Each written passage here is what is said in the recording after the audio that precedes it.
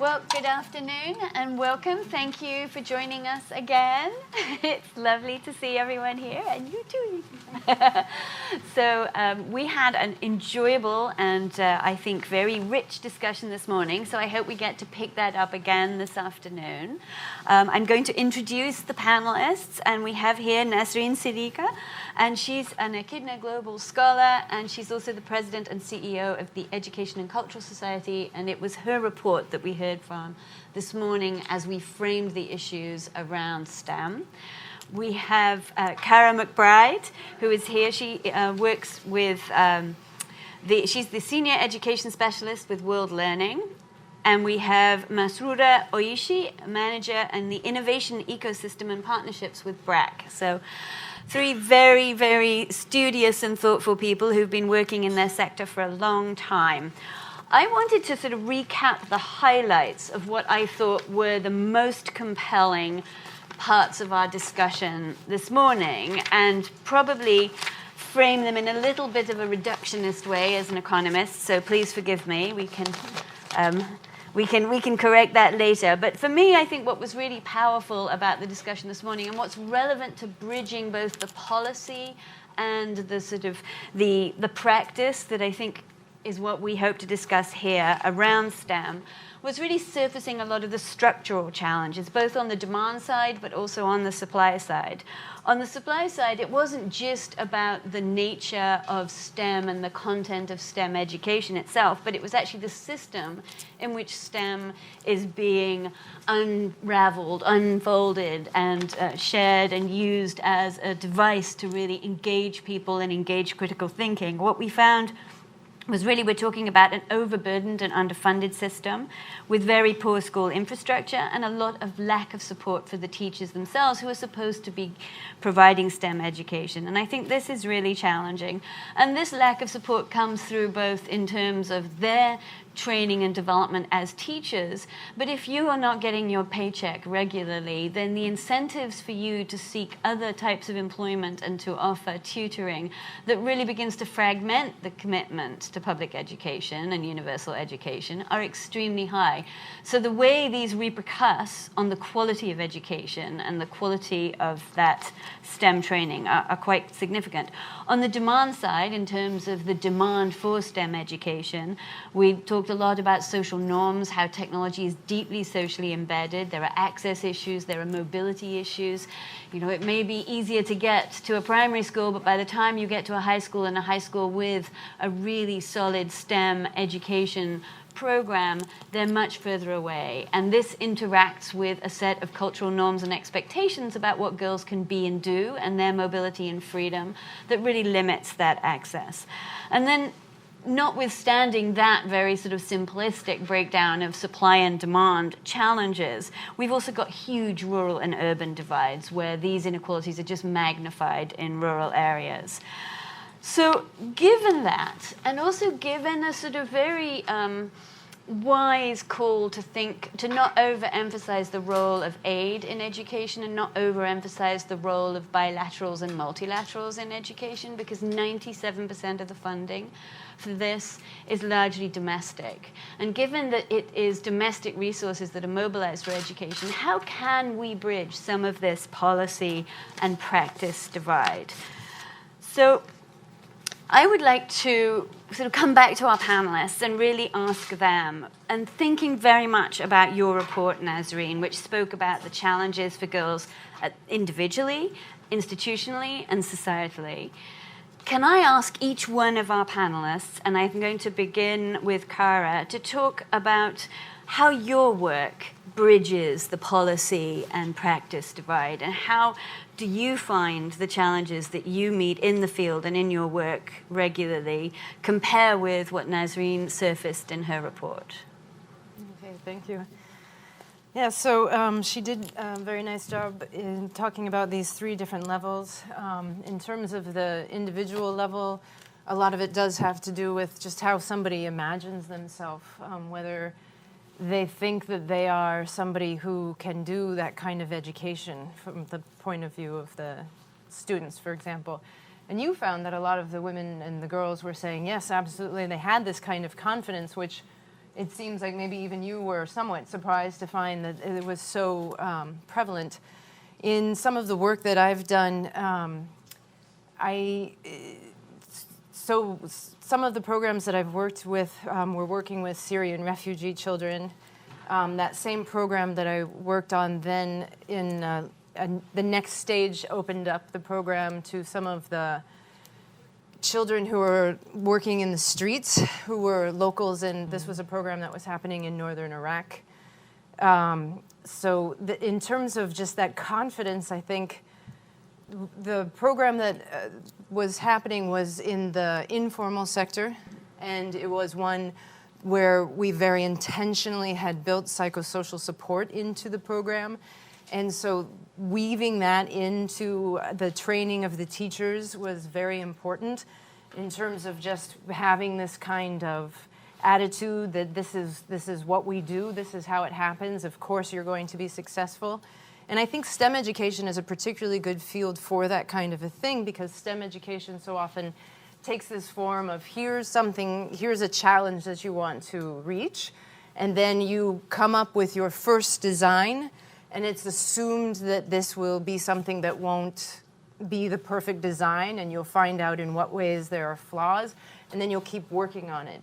And I think that kind of building that into the activities that you're doing sets children up for building up their confidence and seeing that failure or things not working perfectly at the beginning is actually what you're expecting and the road to success.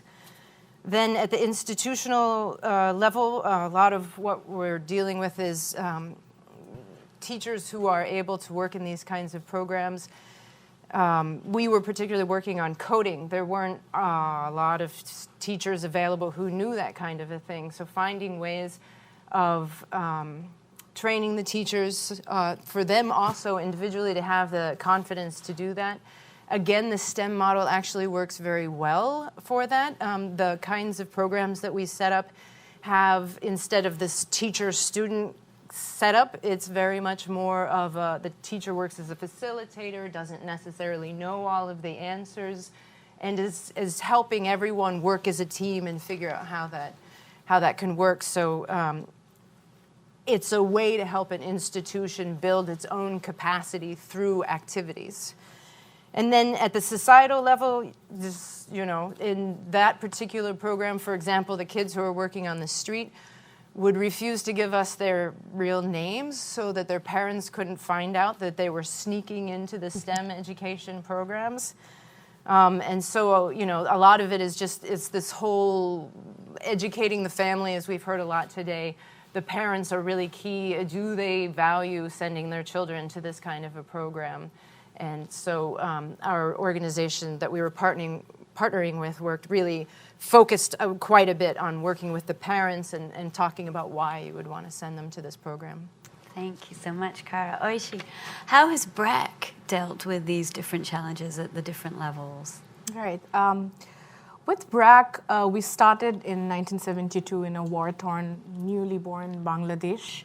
And over the years, in the last 47 years, BRAC has grown to be from a very traditional delivery-based NGO to something now that I call a development conglomerate. Mm-hmm. So we have social enterprises, we have constant rooms for experimentation for our new models of delivery and also design that we always pursue. And in 1972, we started out with adult literacy programs, mostly night schools that BRAC ran in rural Bangladesh, which was the necessary thing to do at that time, even though there weren't any public sector entities or private sector entities present at that scale that we were in. And from that to over the decades, we have sort of transitioned our models whenever we could pick up the signals for change. In 1993, we started out from adult literacy to schools to non-formal primary education in the 80s to Adolescent Girls Club, so which was mostly we realized there's limited room for NGOs to innovate within classrooms that are highly dominated by government policies, because especially if you are in Bangladesh. Most of the times, the public schools, even if they're like run by NGOs, you do have to follow the curriculum very strongly in order to be in the good books of the government. So there's not like much room, especially in the 90s, there was a lot less. So we started out with, what can we do after school? So we started these community clubs for adolescent girls in rural Bangladesh, and eventually we scaled it across both South Asia and East Africa. So right now we have 300,000 girls like going to these clubs, which largely used to be about just spending time, learning a lot of like skills from these different trainings that we provided. And from that, in late 2000, we realized that we can actually do a lot more through these platforms. And we went from like typical skills development training-based approaches to something that we realized was happening in the community as a like regular behavior, and we just picked up the norms. And from that, we designed another signature pilot, which eventually became an independent program within BRAC.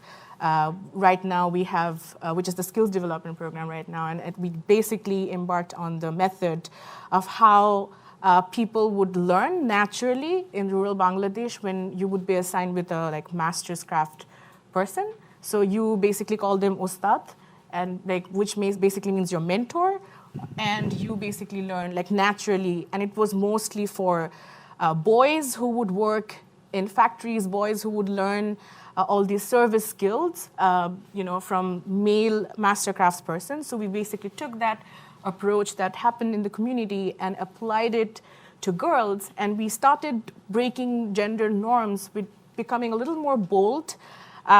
I can share one personal experience. Like when I first joined BRAC 5 years ago, and I walked in and I saw female drivers parking cars, which is not something that you see very often in Bangladesh. I see now female lift operators, and to like you go to these automobiles, like workshops, like not typical workshops, but more like massive locations where you just have like cars and these garages that basically fix these cars. And these are non-traditional roles for girls.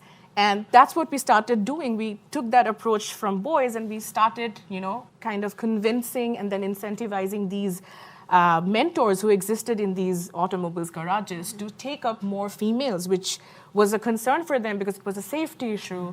It was an issue for timing and things like that. And now from that kind of forced and convincing attitude to more of like the success that we had with 95% of those graduates from our skills program being employed. And girls, you can see in Dholaikal, you can see in different like slum areas where there are, the last thing you would imagine is to see like a girl in a mechanic's clothing fixing your bike, fixing your car. So you can see adolescent girls do that. So I feel like BRAC traditionally, since the very beginning, has been about creating these benchmarks and then like setting new expectations and breaking different, I would say, development norms through, I feel like, the constant innovative modeling that we have been able to do. And I feel also a lot more what we practice is like in terms of education. I feel like as practitioners managing programs at such a large scale that BRAC does, we feel that at times you can be comfortable with success. At times you can be comfortable, with what you have. So we constantly try to remind ourselves of we can do this. So I feel like that's an internal process that BRAC always does, reflecting not only just successes but also failures. So I feel like we are in a time that we strongly recognize when we don't really understand what quality education means as an industry. We don't really understand what to expect from technology and whether to fix the traditional education model first before we blend in technology, or to go to technology first and ask them to fix their model and make it ready for BRAC or implementations. I feel like in terms of readiness, we are kind of in between. And BRAC basically creates that room for constant experimentation, rapid assessment. So most of our approach to pilots to scale up is always lean, simple, low-cost models, anything that generates basically evidence. And we always think of, I feel like, an exit strategy that is like very necessary for NGOs and practitioners to think of. So what happens when my 5-year project ends? So I feel like we also engage the partners. We are blessed to work with a lot of partners across different nations and large-scale partners. And we constantly build those tools and that knowledge that we need as an industry to, move to the next level. So I feel like that's how BRAC has been addressing these things. Great. Nazreen, I'm going to ask you, tell me, why is adolescence such a critical moment, and why intervene there? And really sort of unpack for us what you think can be achieved when we really focus on adolescents and adolescent girls in particular. Very critical time and very critical question. That why adolescence is very important age. This is the age actually when they can boost their skill. The transition time. In that time, they can develop their skill, their knowledge, and they can make their future. But in the same way, this is the age when they face all challenges. Not in the early age, and afterwards, if they can overcome the challenges, they can adapt with other things, with the job, with family, everything. But in that age, that is the transition time to give the focus that if they can overcome those barriers and challenges and can continue with their studies and can make a good career, then they can get a very strong platform. So that's why this age is very important. Challenges are there, in the same way opportunity is there for the girls. And can you say a little bit more about sort of the social norms that may make it particularly challenging for young adolescent girls to stay in school and to continue learning, and particularly to begin to select STEM careers? Right. So suppose I can give one example that the girls say that, yes, I have to do a lot of household work what my brothers don't need to do. Even I have to wash his clothes every day. So it's the common tendency that, yes, girls are supposed to complete all the household work and then they will continue with their studies. And I have to say that boys are also suffering, rural boys and underprivileged boys, they are also suffering a lot, but the condition of girls are worst. So in that age, it starts from their grade 6, 7 for the early marriage, early motherhood. So with that condition, it is very hard for them to continue with studies. Mm-hmm. So it is very challenging in that age. Mm-hmm. And I'm going to ask you, Kara, can you talk a little bit more about both sort of how you've worked with adolescents, but very particularly where you think there may be some transferable skills using STEM education that allows for greater personal growth and more flexibility in terms of labor market opportunities later on? Yeah, sure. So, for example, in the coding program, we always have 2 children working together on the coding. So there's all kinds of, communication that's going on, kind of teamwork that will happen between those 2 children who are working. At the end of each week, we have them report to the class what it is that they've done that week, even if they haven't done much.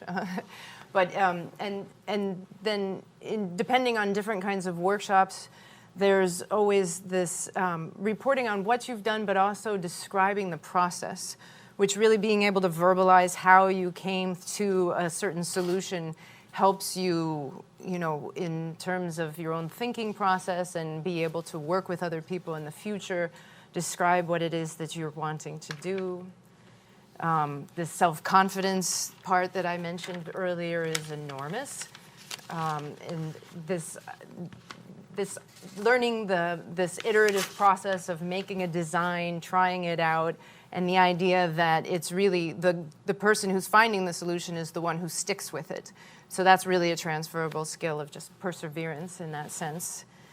Then also in some of the STEM centers that we have, for example, in Algeria, we have a few STEM centers that we've set up, and we have we don't have, again, like I said, we don't have teachers, but we have mentors. And so a lot of the young people who originally started as just participants in the workshops will become interested in becoming mentors. And so that has been something that when I was talking to some of the mentors there, really they said, this whole idea that they could get in front of a whole group and lead them through activities was something enormous that they felt that gave them a lot of confidence just in all fields in their life. And then another thing about the youth that I talked to in Algeria especially, they particularly liked these after-school STEM centers because it was education, but in a way that allowed you to explore possibilities and different ways of coming to solutions. And they said that in their school, in their formal education, there was very much this model. There's exactly one way to come to a solution. There's only one answer that is correct. And so this whole idea that, you can find your own solution, you can work with other people, very empowering and very much, teaches them different thought processes that allow them to solve problems in any area that they might encounter. Thank you. And I think that actually bridges the discussion about, are we looking at STEM to really sort of lead the educational sector forward and just putting all our eggs in that basket? Or can we see another way to actually sort of feed back into the educational system through some of these STEM initiatives, ways to actually change the whole pedagogy of these institutions? And you raised this as well in your earlier comments. Do you see the promise of STEM, and are there any pitfalls that you would refer to or invite us to at least hold in mind? Absolutely. I feel like it's a mix of both, I think, seeing the right thing. So it's a mix of promises and pitfalls. Mm-hmm. And I feel like it's the right thing to expect, ed tech to not work right now at this. I think we are 19, like 21st century is just 19 years old. So we're practically in the adolescent years of the 21st century. So it's like obvious for us to realize that we're going through a lot of changes, and it's okay to be impatient about it. It's okay to go wrong about many of these things. But at the same time, the important thing is to constantly keep trying and not giving up. So going back to your point on flexibility that STEM brings you, I feel like the flexibility is something that's needed in the models, the way they're designed. So whenever starting from like when you're funding them to when you're implementing them, I feel like this room for flexibility is how we should like think of the like, whenever we are designing an edtech model, we should think of that room for experimentation, that room for failure for that. So I feel like a lot of the grants come with a lot of strings attached. The indicators you want me to meet probably are indicators I thought I would be meeting, but in the middle I realized the technology was not right. Or maybe I went for like very low-cost tablets that didn't last me more than 3 months, and it just increased my cost, and now I see low returns to this investment. Probably that's not a right measure because overall it wasn't the right recipe. So I feel like for STEM, that flexibility, like that needs to be there. And from practitioner side of thing, I feel like it's a lot for us to also change. So inertia is something like when we're basically transforming from our traditional education models to integrating STEM, I feel like it's okay to feel those butterflies in your stomach, like what am I doing, where am I headed? But I think the right thing to do is to like think of this as, you look into the 100-year skill gap and you realize it's not about just getting this project or pilot right, but it's more like building that readiness, right? So you basically learn something, someone else learns something else, and then constantly through this we sort of slow march into that new ecosystem where we will need to reimagine both technology and education. Mm-hmm. And then basically something will probably start working at some point. So I feel like we need to like learn to be comfortable with those butterflies in the stomach, both as, donors and practitioners. And we need to be okay to go wrong with these things. And we need to start acknowledging that, it's necessary for like, I often hear many of the practitioners say that, okay, so if I spend $10 in this technology, it gives me 10% increase in learning outcomes. So if I spent these same $10 and hired more people, like increase my like community practitioners, so would it like increase more returns or not? But the question is, the opportunity cost of going manual is far greater than just what you see in terms of learning outcomes. It's about not being ready enough, like not being ready enough for the skill gap that you have to merge not only for these emerging markets, but also for girls, adolescent girls and women in these emerging markets. So I feel like it's a cost, like oftentimes, that we have to like be ready to take. I feel like that's like that mindset readiness is what will help us balance between these promises and pitfalls. Oh, lovely, thank you. Nazreen, I'm really interested in how hungry the girls were for STEM education, and yet at the same time they themselves expressed, and your sample, the people that you interviewed, expressed incredible critiques about how rigid, rote the education system is. So do you see this again as an opportunity to really sort of radiate change throughout the system, and do we have enough resources to do that and to do that well? Okay, with Oishi I have to go that education model. You said that yes, now it's time to give a very good policy education system, assessment system. So where the STEM will be there, how it will be fit, technology.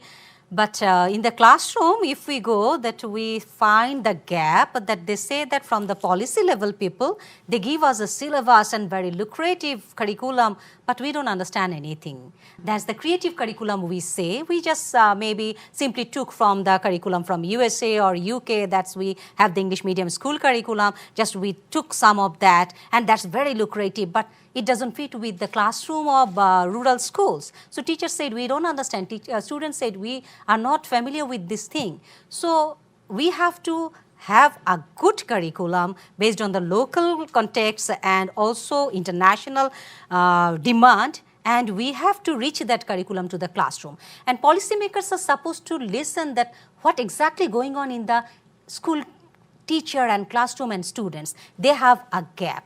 They just make the policy and they don't have any communication with them. So I have to say that in the USA, when I came as a teacher, I went in a classroom. I was observing that it's a chaotic classroom for me, because in case of mine, the students, like the symposium, they will sit in the classroom, teacher will deliver the lecture. That's the practice. So we have started a little bit of project-based learning in our country, but that was very little on that time for me. And I asked the teacher that what's going on in the classroom, that they are making chair, table, and many furniture making, and this project-based learning. The students are very busy. I have to say chaotic classroom. The teacher said, it is not the gentleman's symposium or seminar. It's the students' classroom. They learn in that way. And I got that idea that yes, that is the way they can learn. So I tried to implement it in my classroom and share that experience with the teachers. One day I was the principal, I found that one of the teacher, he was economics teacher, he came in the class and just moved 50% chair from the classroom. Students came, they are not getting any chair, they are hiring chair from other class, and what happened? And he said ultimately that I wanted to make the scarcity to understand what is the demand. So my topic is today is scarcity and demand of economics. So how did you get that idea? I got that idea from internet. Those schools from different parts of the world, they are using this technique. So the way they are using STEM in economics, in language, in other subjects too. And resources. So BRAC is an example that with low resources, and with the local resources, how we are organizing this thing. But you know that at least one computer is required. You cannot fit a projector or computer in every class, but at least some. That's why I said about the community-based STEM center. So one STEM center where there will be some STEM lab, computer lab, and teachers will be there, and role models, they can go and they can talk to their career, so that STEM center can give support for the rural schools. So in this way we can reduce the gap. But we have not much time that we will wait. We will make a good curriculum for next 5 years, then we will go and implement it in the classroom. We'll start technology. We don't have much time. Thank you. Kara, you've described teaching STEM in incredibly resource-poor contexts with children who are not even in school, who have to sort of dissimulate that they're even in some kind of educational context with you. Can you describe sort of the promises and pitfalls of STEM in that context? Sure. Well, I have to say, actually, that particular project is one of these which it was fairly well funded. We came in, they were cheap computers, 2 kids per computer, but it was still, you know, that was, it was something that we were able to fund.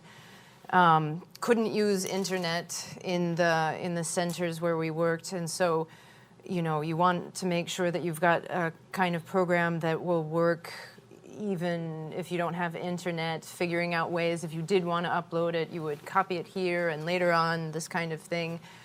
But another project actually that we've been working on is taking the model of these STEM centers that we started in Algeria that then kind of spread through volunteer systems just on their own around Algeria. And we have a project right now going on where we're seeing how we can take what happened there and copy it into other contexts.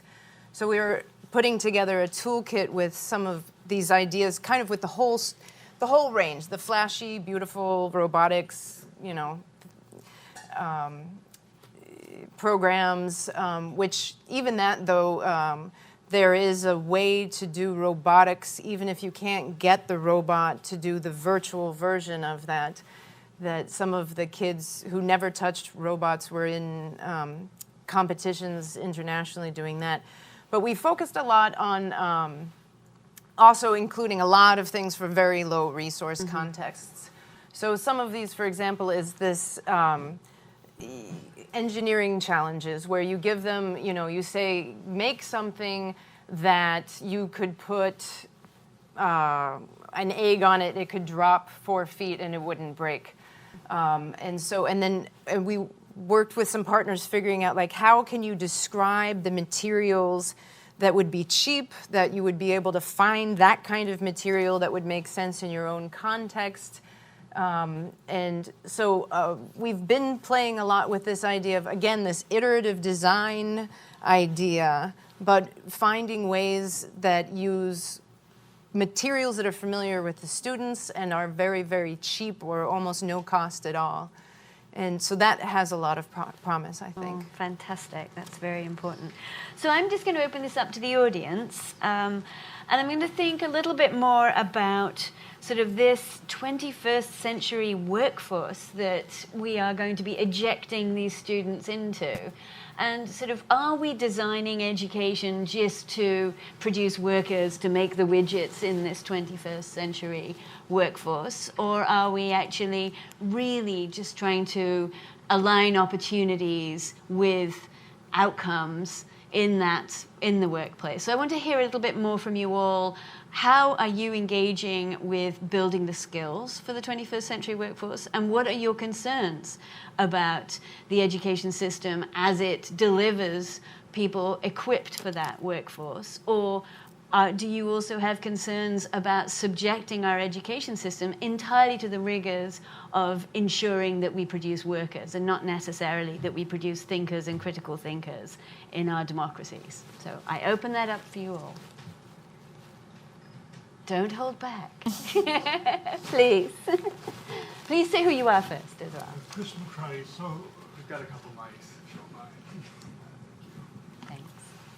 I think to do the reverse to what you said, and because I'm not really sure I understand the value of critical thinking, I accompanied Muhammad Yunus around several places, both in Bangladesh and also actually historically black university colleges.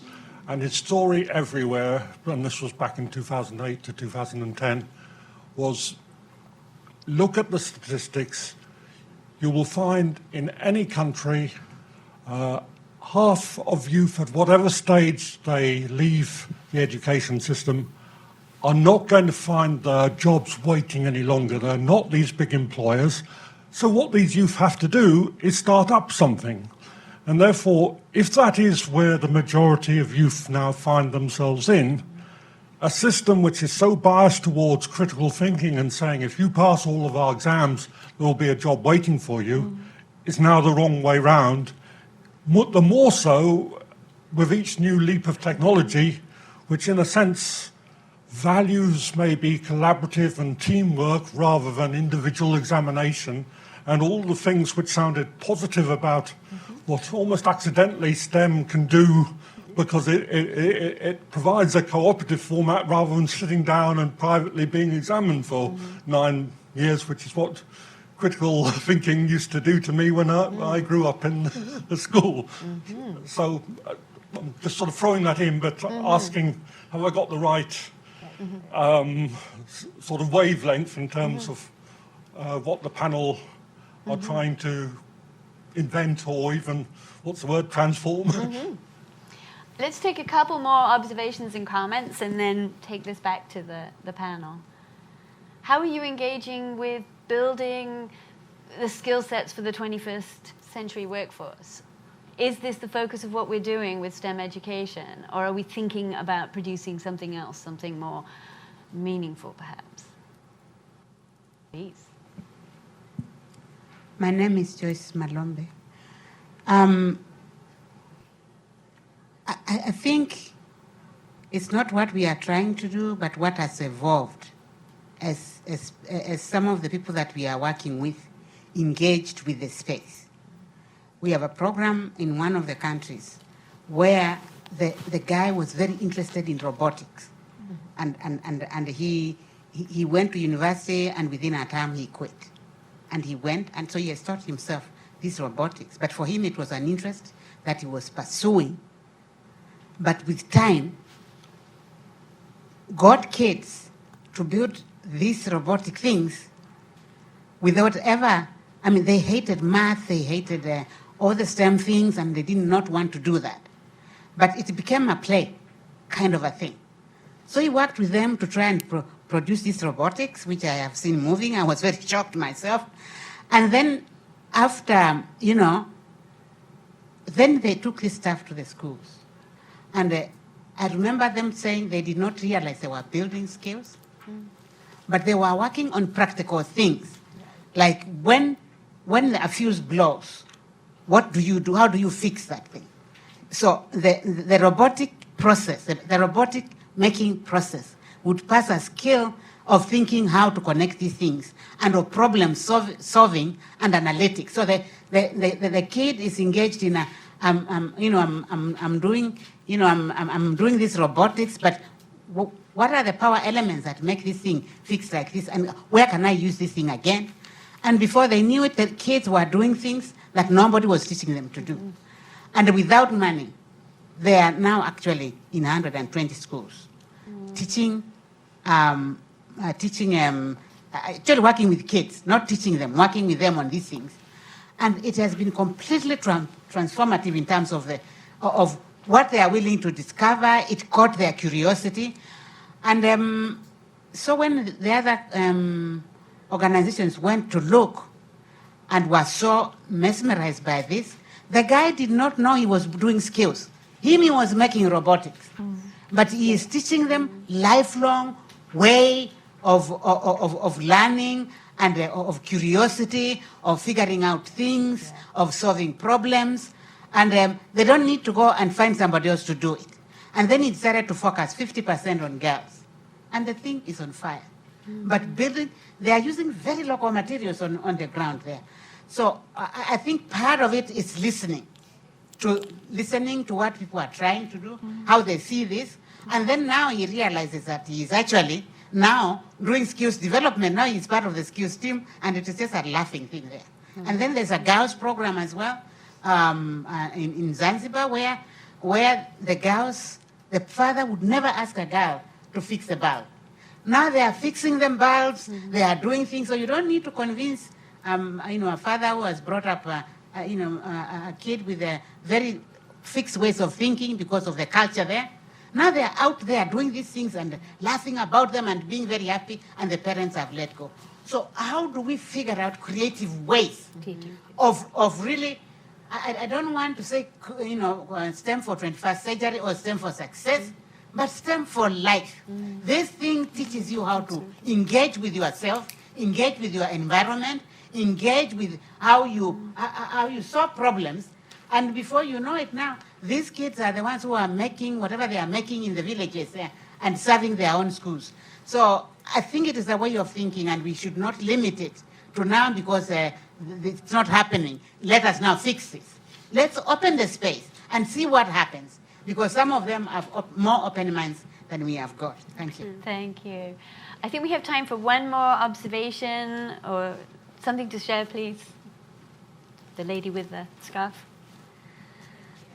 Hi, everyone. My name is Catherine Blanchard, and I'm from the Smithsonian Science Education Center. We are a STEM-based organization, but we have recently created a program called Smithsonian Science for Global Goals that does a lot of the two things that the previous two commenters talked about, that focuses on really making sure that students understand the large issues that are facing both their local community but also the greater world, to help really develop that global-local interconnection so that they're able to take action on these issues at a really localized level. For young students, that might be picking up trash around their community to help mitigate mosquito-borne diseases and mosquito breeding grounds. But for older students, it might mean things like lobbying their legislature or their politicians. And so when you fuse these ideas together of developing these STEM skills that can help young people to go out into the workplace and find a job, or to create their own job if the job that they are seeking doesn't exist, you also help address these global issues as well. So, thanks. Thank you. So I'm going to return this back to the panel and ask you to think a little bit about the role of STEM in equipping children for the 21st century, either in jobs that require STEM skills or as entrepreneurs. And is this a big driving force in the way you are seeing STEM being used in curricula and being developed inside of schools? Or is it much more this is a tremendous opportunity for experiential learning that we can equip people with life skills for wherever they end up in the future? Nazreen. Yeah. I really exactly go with you that STEM for life. Yes, from now onward, I will also say that STEM for life. So it starts from the very first day of our life. We breathe, our body, our total system, STEM. So we have to have knowledge. So for the life skill, 21st century skill and job market demand everything, that's the reality that we need the knowledge of technology, communication. And what about the other skills like the program? So they can make the project and program, it helps to develop their leadership, communication, confidence. So these are the skills. So I sometimes say that urban students, they don't know how to swim. But rural students, they know how to swim and they know how to face the challenge of the life. So they know nature more than them. So that these are the life skills we have to just engage STEM with the life skill, with the environment, climate change, everything is dependent on that. So the knowledge is required. Suppose someone is planning to be a poet in future. It's very easy for them to know about other poet, whole world. So STEM knowledge is there. And nowadays we say STEAM, the art and design. So each and everything, the color, the design, the proportion, everything, it is mathematical knowledge and skill. So if you have that skill, so you can fit for any job, anywhere in the world, and it can boost your life skill. So you can be a good, smart, we can produce good, smart kid and next generation.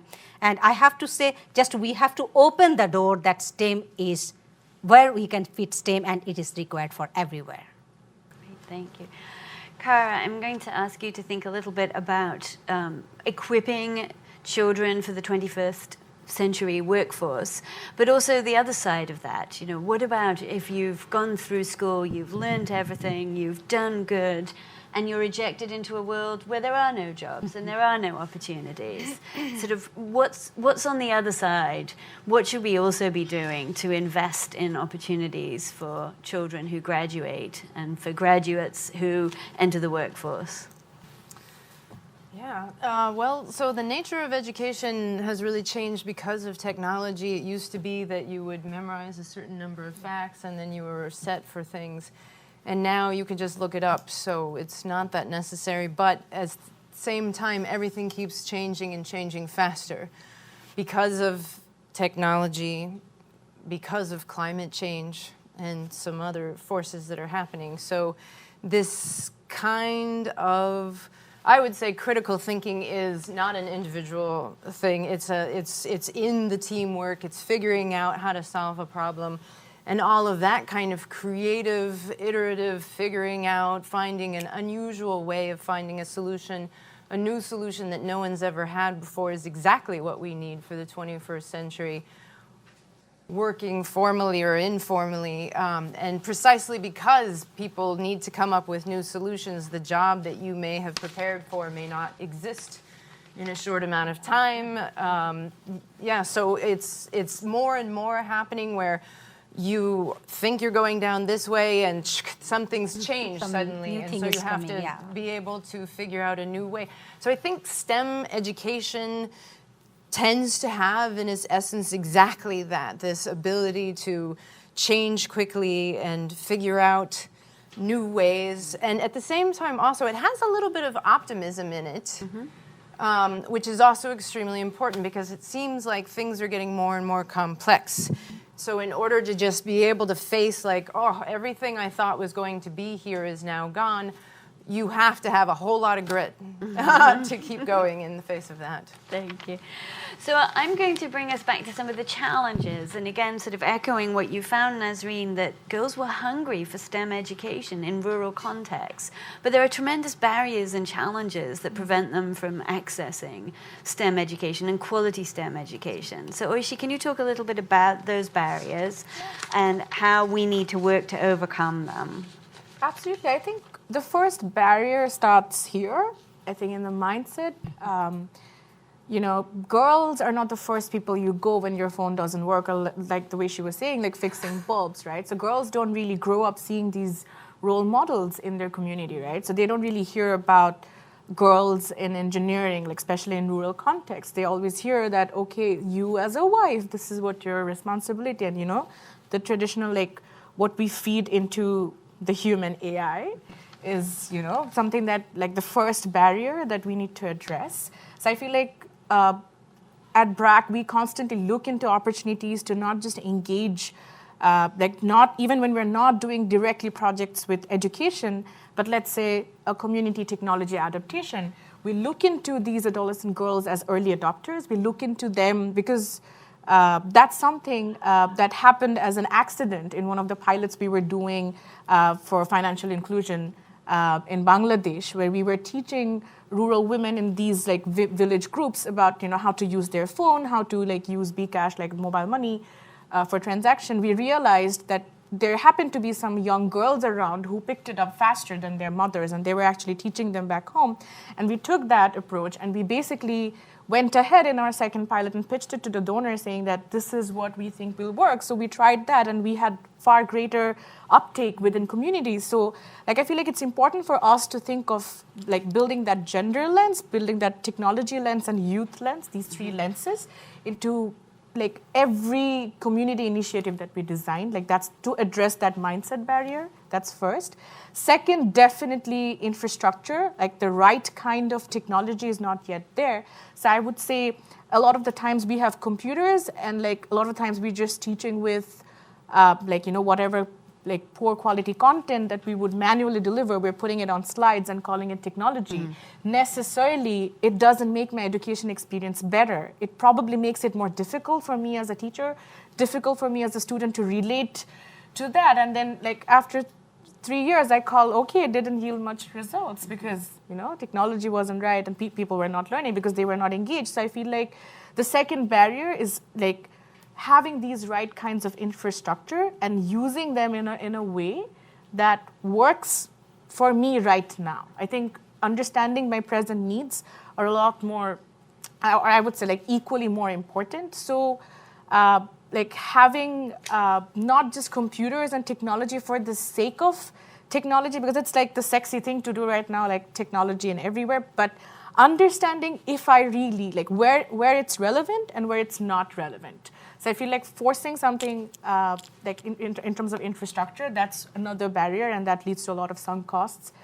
And third, I would definitely say that when it comes to social norms, that even Nasrin Appa was also saying that, you know, I want to be part of these clubs, right? But I'm learning technology, which means like I'm going ahead of my time, which means like, you know, my family or my society is going to lose control over me as a girl because I'm supposed to be controlled. I'm supposed to be, you know, maneuvered in a certain way. So I feel like that social norm is something that also needs to be addressed in like such kind of design. That think of it like who's the ultimate user of your education delivery initiatives? It's obviously the students, but most of the times people paying for it are parents. So even if like in public schools where we think that, you know, public good, it's free, but that comes with a cost because, you know, parents will send their children, like they're more likely to send their children to private tuitions if there's like the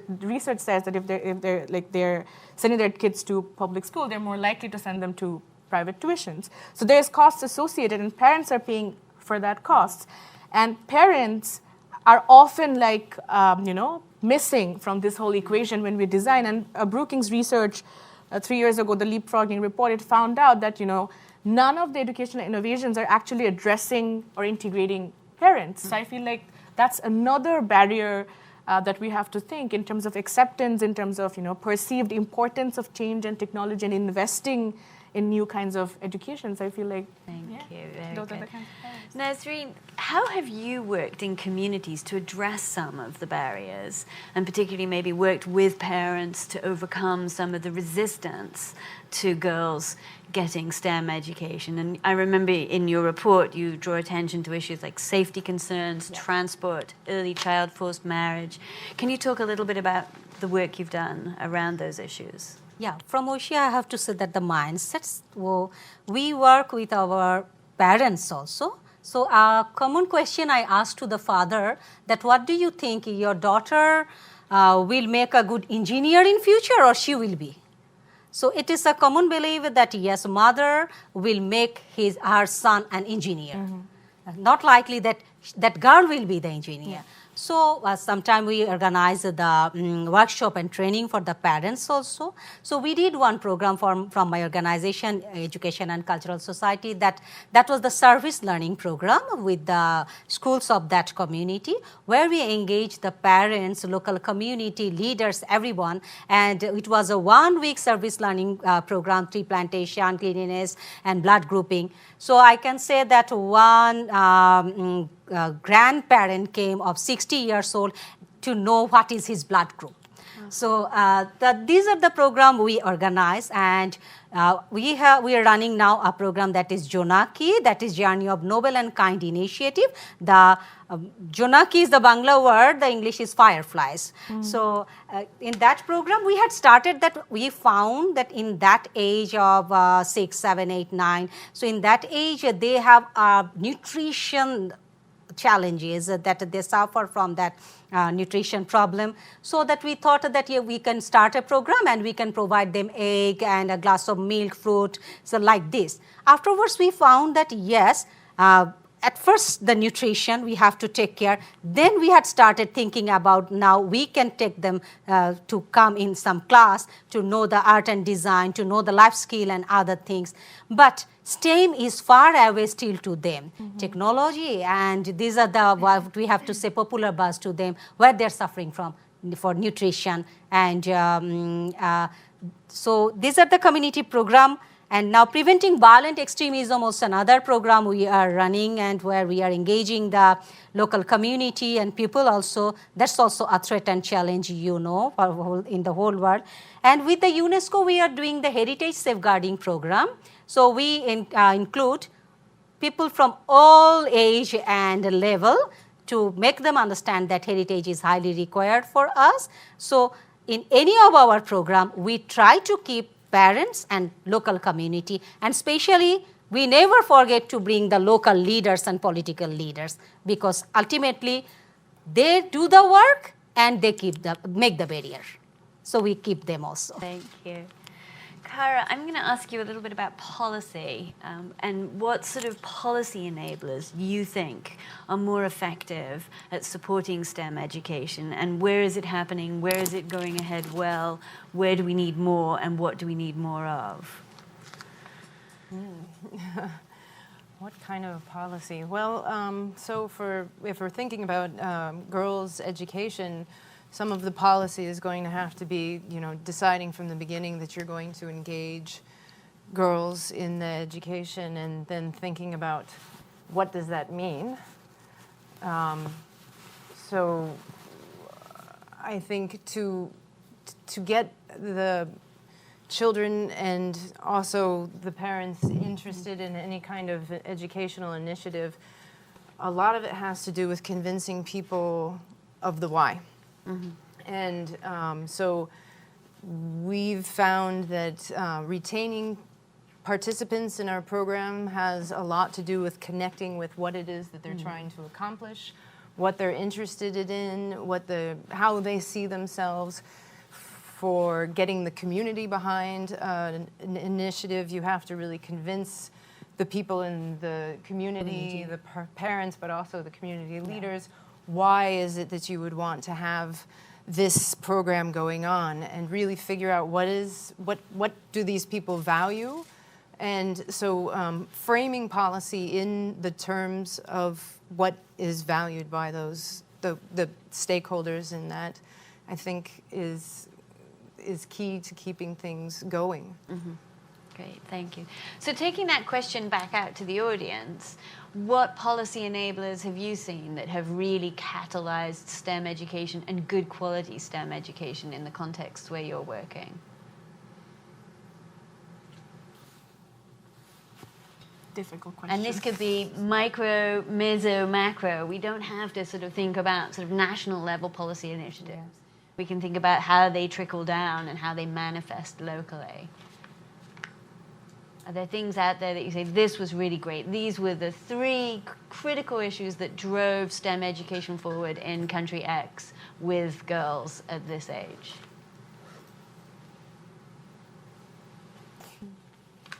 We have someone.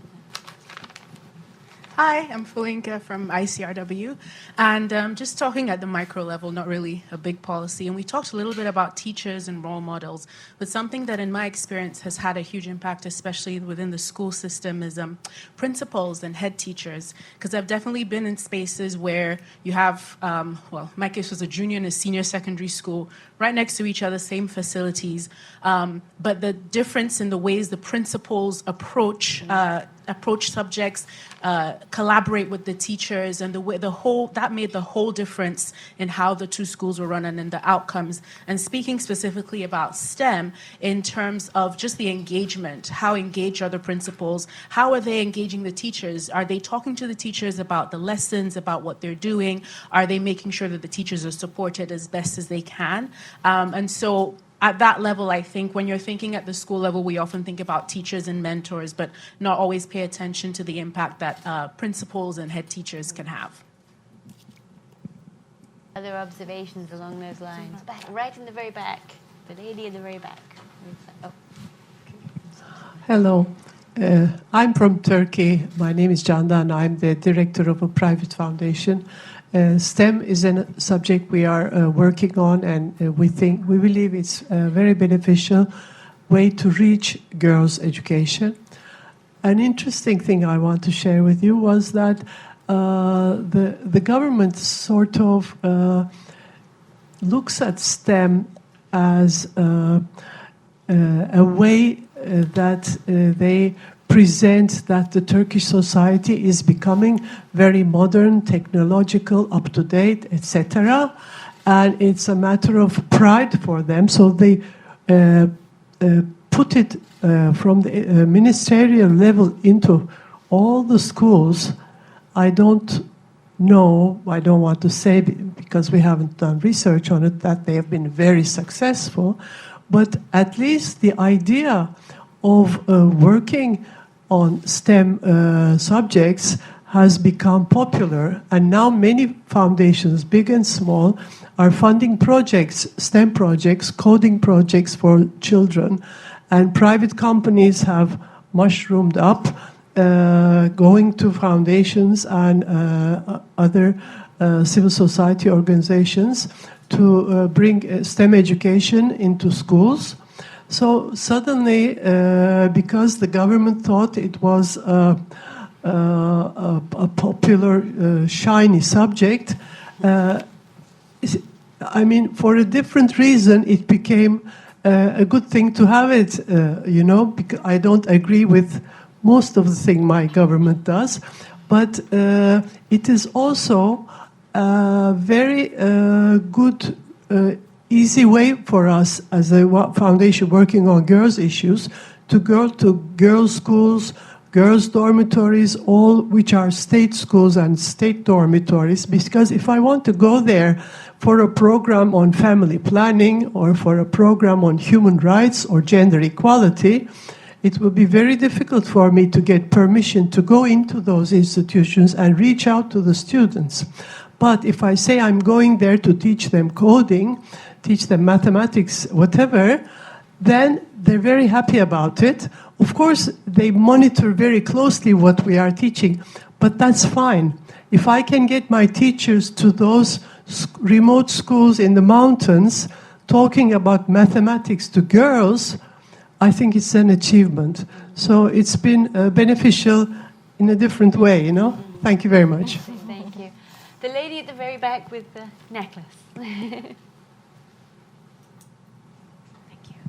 Good afternoon. My name is Gabi Conacher. I'm coming from a very different lens. I've spent the last decade plus working in international health and access to care, and so for me, in these conversations, and a lot of the approaches that we took in the gender-transformative work that I would be doing in a lot of mostly Eastern and Southern Africa, is around looking at all the layers, right? So it's not just about engaging parents, and it's not just about ensuring that girls have the confidence to do this work, but it's looking at all these different levels, right? And from the projects that I've been in, the ones that are most successful is where you're able to tackle, at least, I mean, changing, mindset of politicians and parents and cultural leaders and religious leaders, like doing all of that is incredibly overwhelming. But from the larger scale projects where we had access to resources, which nobody ever does, to really address at all of those levels, working with religious leaders to buy into the idea that women and girls have value and they should be invested in from very early. Those are the kind of projects where we saw the most success. And I think the biggest challenge is getting everyone to buy into that idea and then seeing that success. So I don't know if people have examples where particularly, this is about STEM, where they've seen that kind of more global buy-in from all those different levels and layers where building the value of girls from early on, they understand how that builds a society and a stronger society, a more prosperous society, a healthier society, all of those things.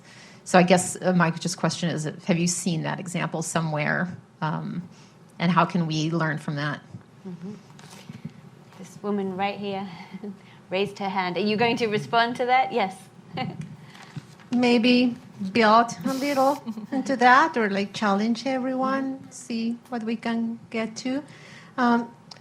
When a girl gets into school, it really to the family, I'm Ingrid Sanchez, UNICEF, Girls Education.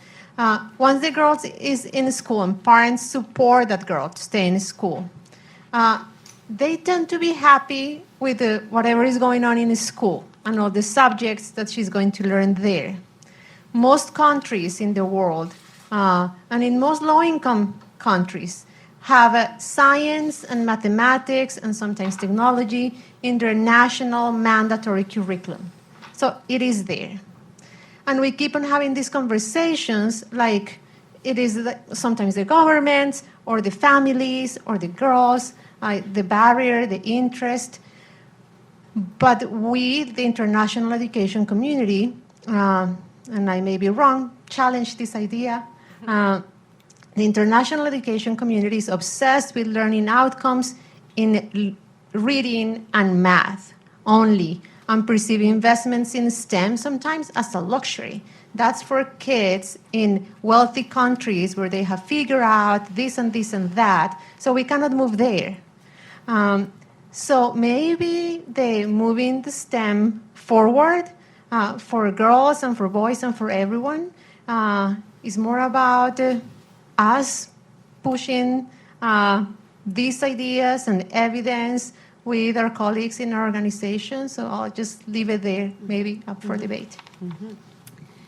Very helpful observation. Please. Piggyback off that. Thanks. Just to piggyback off that too, I think one of the themes that I keep hearing throughout the day is that STEM education is that potential entryway to improving the overall quality of education, right? The current focus on literacy and numeracy has taken us very much down a narrow path to really looking at reading and math only, as opposed to looking at how these integral skills that are part of a STEM education can lead to literacy and numeracy outcomes, but even more importantly, to that broader breadth of skills. So I think you're spot on in saying that. Thank you. So I'm going to bring it back to the panel now and talk a little bit more to you, Nazreen, about the fact that one of the sort of policy levers that you emphasize and you chose to push in your report is we need to think about where Bangladesh is going in the next 10 years, in the next 20 years, and the commitment to a much more diversified economy and to a commitment to equipping people for a workforce that is rapidly changing. Now, you highlight that the ready-made garment sector, that the textile sector in Bangladesh is undergoing rapid change, rapid sort of technologization and automation, and that this is actually going to be very difficult. It's going to be a very complicated environment to work in, and it's likely to affect the girls that are currently working in it and those who may wish to work in it. So this seemed to be part of that argumentation that you care about STEM, government of Bangladesh, policymakers. This is important because it affects how we grow and what sectors grow. So is that something that you were thinking about as being sort of an argument that is it central to getting them interested in STEM, or is it something that is somewhat ephemeral to that, but a useful argument to sort of throw into the larger discussion around why we might want to invest in STEM? I have to say both. Mm-hmm.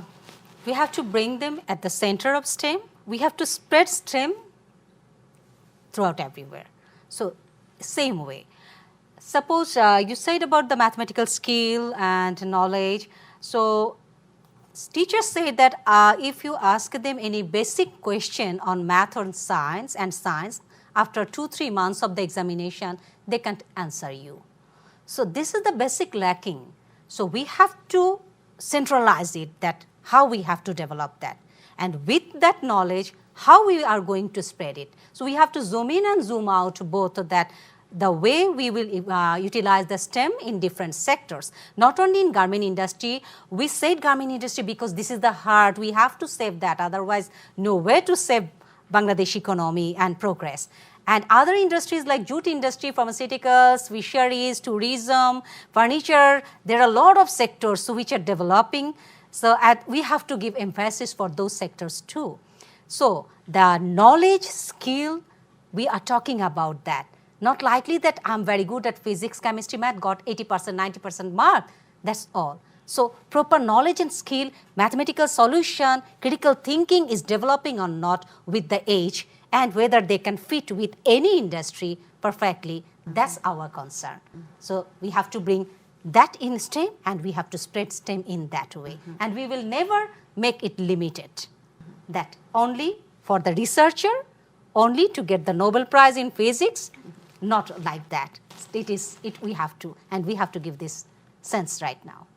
And how is the private sector getting involved? Are they getting involved in commitments to fund STEM? Are they getting involved in commitments to take trainees? Are they investing in workforce development with the public sector? How is that happening? Unfortunately, the private sector, so they look for the brilliant students who are already ready. So they are not investing for that. So I have to say that some good universities are there. The students who are coming from very good school with proper knowledge and skill, after that they are getting a chance in the engineering university and high-level university. And those students are going to the private sector. Job sector is very limited. So they are going for the recruitment. They take a very hard test for that. Only the brilliant students are coming and in that sector. So they think that, yes, we will take in that way, but we have to invest to develop the children who are not getting facilities. They are not exactly thinking in that way. We have to make that link that brilliant students are everywhere. Each and every child has potentiality. We have to have an equal system that everyone is getting the same facilities and education. So I have to say, unfortunately, they are not directly thinking of that. Kara, in world learning, are you seeing a lot of private sector engagement around STEM? Are you looking for private sector donors, or do you have some sort of concerns about the extent to which the private sector may be leading or shaping education programs and outcomes? One of the primary sources of the STEM centers that we started in Algeria actually was from private sector, the petroleum industry around there. So our center reached out to those industries and pitched this idea that you need youth that have the skills. And because that same center had done a lot of work in workforce development area, they had, this evidence of, you're saying to us, you're not getting people from this area who have the skills that you need. We have the solution here. So please invest in our STEM centers. And we've been able to use that same kind of argument to get some funding from other, like Boeing, for example, has funded a STEM center we're starting in Saudi Arabia. And so that's been a big source of how we've been able to get funding for things. And how engaged are they in the curriculum? Is it just, here's our money and we're interested to see what happens, or we actually really want to know what you're teaching, how you're teaching it, and we have some ideas about how you should be teaching it? Yeah, we've experienced quite a range of, the different, how much they want to be involved, sometimes even during the same project. But I think it's just a very excellent opportunity for our organization to also, just to engage with them and figure out how they're thinking, what their interests are. And there have been some, situations where there's been sort of an open door policy. People who work at your organization, please come by and see, how this is going on and so forth. And so on some occasions, the people who were working at the company came to see one of the workshops, and it sparked more interest in them, and that it's one of the ways that we keep them engaged, and we keep ourselves on their radar. And at the same time, too, sometimes we're able to say, oh, here's somebody from industry who's coming by, and then giving the students who were there at the time the opportunity to communicate to a professional what it is that they're working on. That, boosts their own sense of being a professional who is coming along and will be like some of these people from the funding organization in the future as well. Wonderful. So I'm going to take that back out again to the audience. Are you engaging with the private sector? How are you engaging with the private sector? What concerns do you have about engaging with the private sector? Or what opportunities do you see in funding scarce environments to really increase their engagement? Please, opine freely. Do we need more coffee? Please.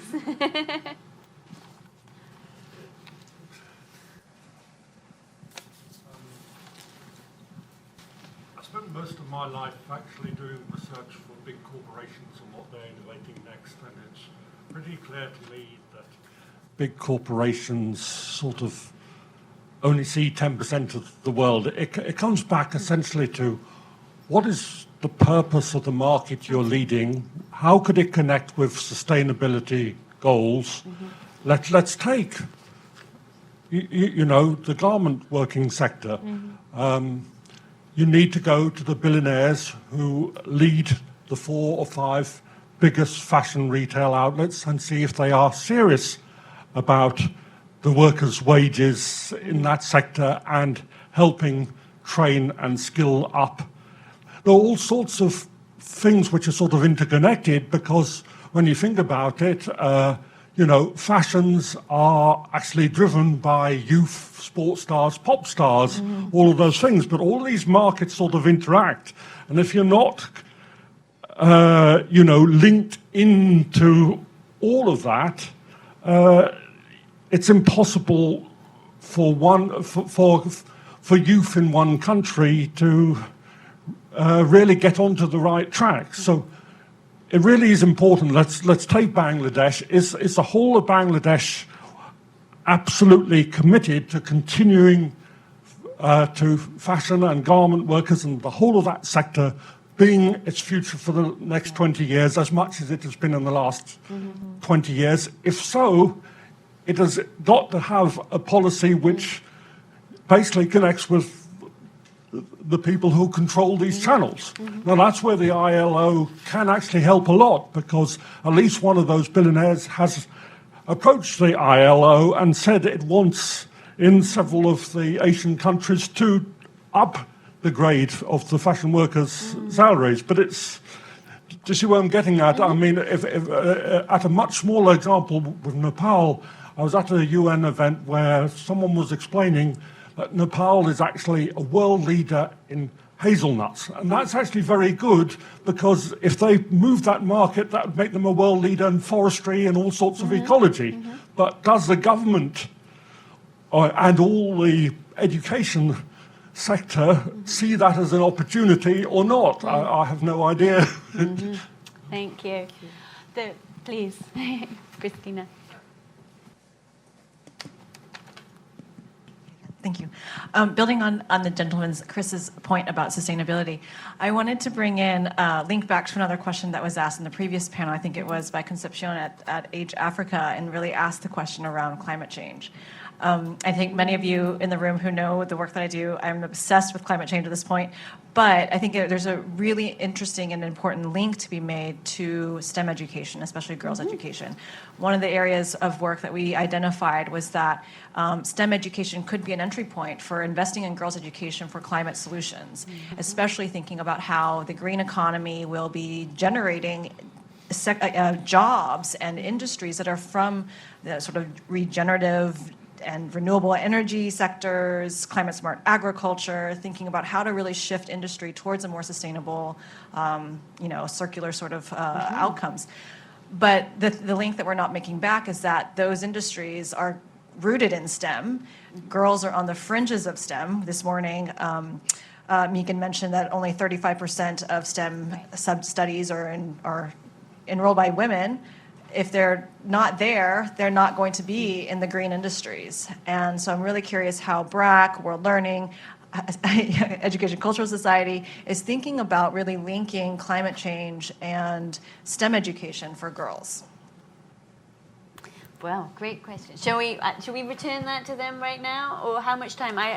We don't have a clock, so okay. So let's take another couple more, and then we'll wrap up with our panel.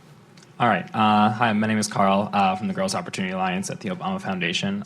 In terms of private sector, I think we've heard of a lot of interest from groups saying that they want to support STEM programming and they want to find a way to support grassroots programs. However, thinking back to what someone said earlier about press release kind of support versus like long-term systemic change, I think that big tech is I think that STEM is, still in sort of that phase right now. I'm not sure that private sector is really quite ready for that. And in my personal cynical view, I think, a lot of like the bigger tech industry is like really looking to get a big win right now because they're under quite a bit of stress in terms of, especially larger social media and how much they like have their data and like how much they like the bad reporting about them constantly. So that's just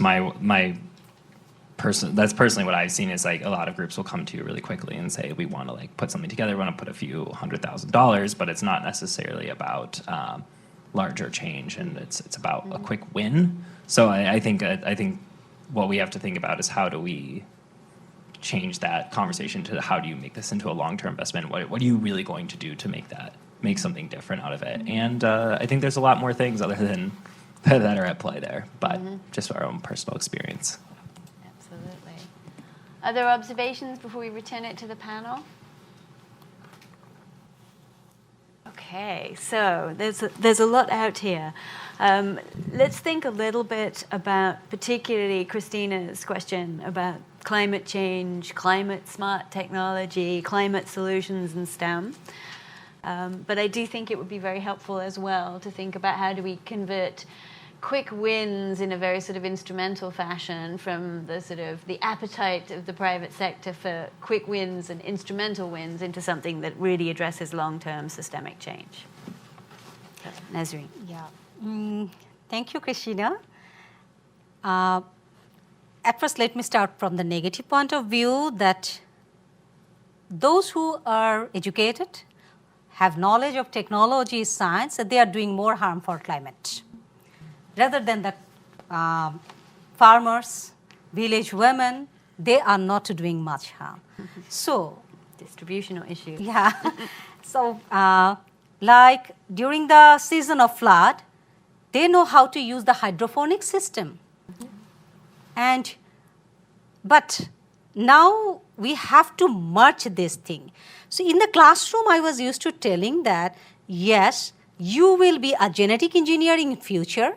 You have to come back and work with the farmer who has no knowledge of technology, nothing, no education, but he can give you the exact design that how the crop rotation and everything going on.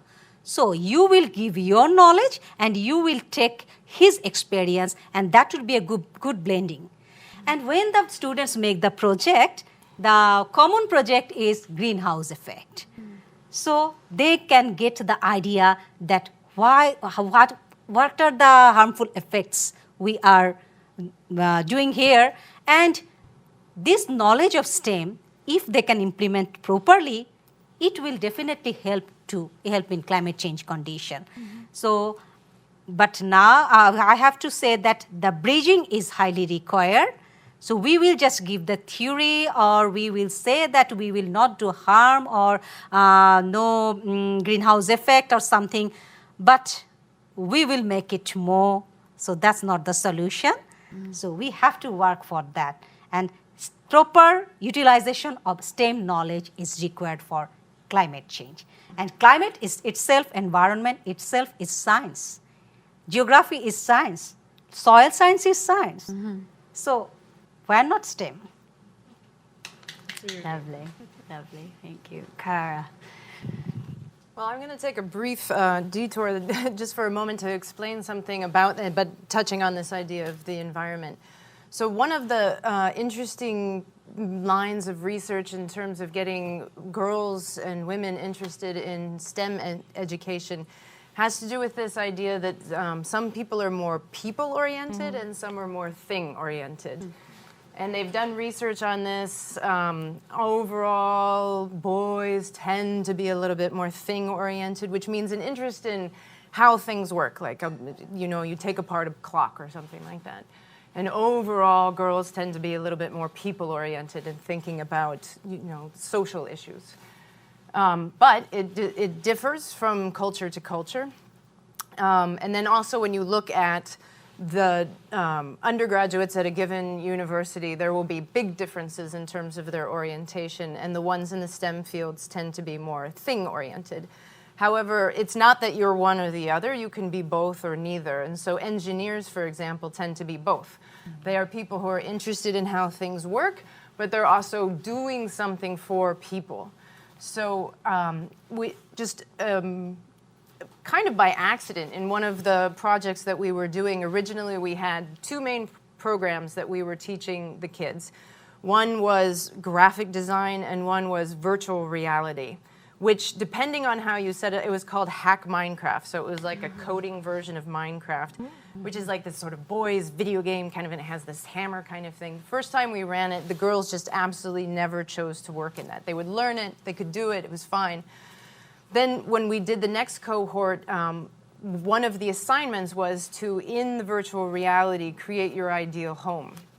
And then doing something with this sort of like thinking about the people, the purpose of the rooms, imagining your ideal self in the future, that really got everybody excited, including the girls. And then in that cohort, girls were just as likely to want to learn to use that coding and so forth. So what I'm trying to say is that it just really has a lot to do with framing to get the interest of the student that you're working with. And I think since girls have this tendency to be more people-oriented, since environmental issues and climate change has a whole lot to do with how it's going to be impacting the lives of everybody, there's a very rich opportunity there to frame, environmental science and to reach out to girls especially, to get them interested, so to show them that this kind of education that we're offering you allows you to address those issues that you really deeply care about. Thank you. Oishi. I feel like to reflect and expand Christina's question, like it's not just about climate change, it's about looking into the unique challenges of 21st century, which basically existed in 20th century as well, but now they're coming out to us as a crisis. So whether it's climate change or mental health, or let's say problems like algorithmic bias, that's going to be another new challenge in the STEM world as we prepare for it. So I feel like everything, if we package it, like if we forget having technology for the sake of having technology and package it under making education relevant, I feel like we're falling behind in that relevance game. Like education, like right now, the way we are providing based on the 20th century factory model, it's not really like catering to people's need right now. So child labor who is going to a night school doesn't really learn how to negotiate, his wages, or how to protect his or her assets or like daily wages from being theft and all that. So I feel like it's not really like we're failing to deliver the needs of today.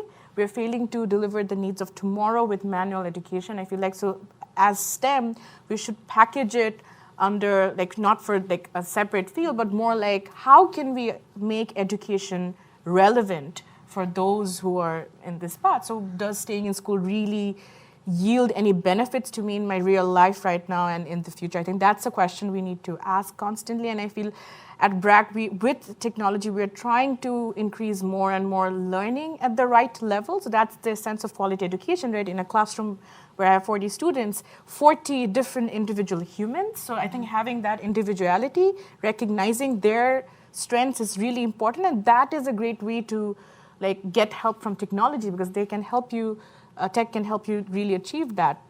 I feel like that's a different packaging. And in terms of, I think, role of private sector, the new kinds of partnership are, I think, emerging at least. BRAC has been partnering with a lot of the tech giants like Google. We just recently wrapped up a project with Cisco where they gave us a grant to just design a pilot. So it really helped us look inwards and figure out what is it that we need to do and have those open conversations with our donors about what is it that we are confident about and what is it that we are not sure about. So I feel like it's really that time to look into financing as an opportunity to create markets. So I feel like as NGOs, we need to be bold and tell our donors, here is how I can help you gain access and understanding of this market. Here is what I understand and what I don't understand, like having those open conversations. I feel like also as donors and as private sector, CSR projects don't really yield too much long-term benefits because they don't, again, come with any exit strategies.